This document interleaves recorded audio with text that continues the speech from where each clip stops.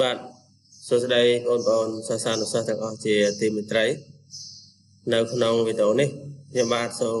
លើកយកពាក្យសូដូចរបស់ខ្មែរយ៉ាងមួយទៀតមកធ្វើការបង្ហាញបងប្អូនបាទដែលពាក្យមកធ្វើការបង្ហាញនៅថ្ងៃនេះបាទគឺពាក្យព្រោះបាទព្រោះយើងទៅសេបាន2បាទទី1គឺពោចង្រោដាក់ស្អូនសមួយទៀតគឺពោចង្រោដាក់ស្រៈអ៊ូបាទស្រៈអស់ព្រោះបាទចឹងទេដើម្បីកុំឲ្យខាតពេលវេលាយូរបាទសូមបងប្អូនទាំងអស់តាមដានជាមួយនឹងការបង្ហាញរបស់ខ្ញុំបាទដូចតទៅ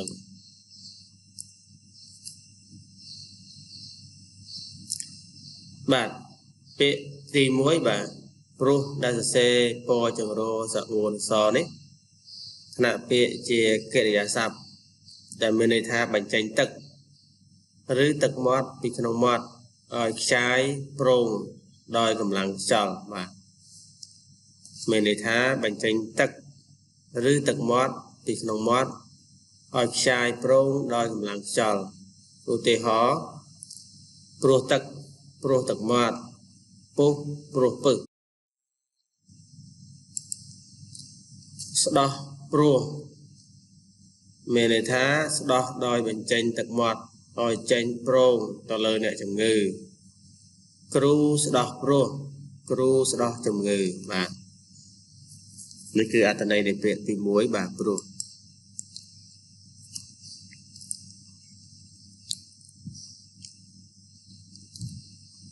បាទចំពោះអត្ថន័យទី2ព្រោះទៅសេពោចង្រោដាក់ស្រៈអស់នេះឬក៏ស្រៈអ៊ូនេះថ្នាក់ពាក្យជាកិរិយាសព្ទមានន័យថាបាចក្របពូជល្អិតមានក្របស្ពៃល្ងថ្នាំស្រូវជាដើមដើម្បីឲ្យដុះលូតលាស់ឡើងបាទអត្ថន័យទី2នេះសំដៅទៅលើការបាចក្របល្អិតដូចជាស្រូវស្ពៃល្ងបាទថ្នាំជក់ស្អីផ្សេងទៀតសដែកបាទឧទាហរណ៍ព្រោះស្ពៃព្រោះថ្នាំព្រោះស្រូវបាទនេះអត្ថន័យទី2បាទចំពោះអត្ថន័យមួយទៀតនៃពាក្យព្រោះនេះបាទថ្នាក់ពាក្យជាគុណនាមមានន័យថាស្ទាវបាទពាក្យនេះអត្ថន័យនេះកម្រដែលគេប្រើបាទគឺពាក្យព្រោះនេះយើងដឹងហើយប្រើទូទៅហើយតែអត្ថន័យនៃពាក្យថាស្ទាវនេះយើងកម្រឃើញគេប្រើឧទាហរណ៍គោព្រោះគឺគោស្ទាវបាទ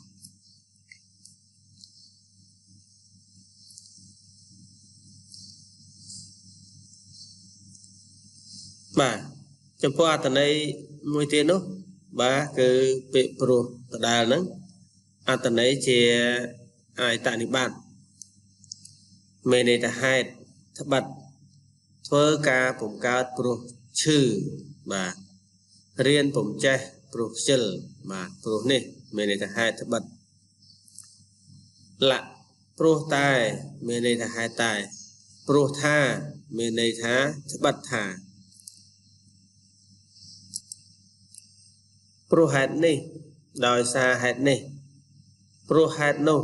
ដោយសារហេតុនោះអំពីហេតុនោះព្រោះហេតុបានជាដោយហេតុនោះបានជា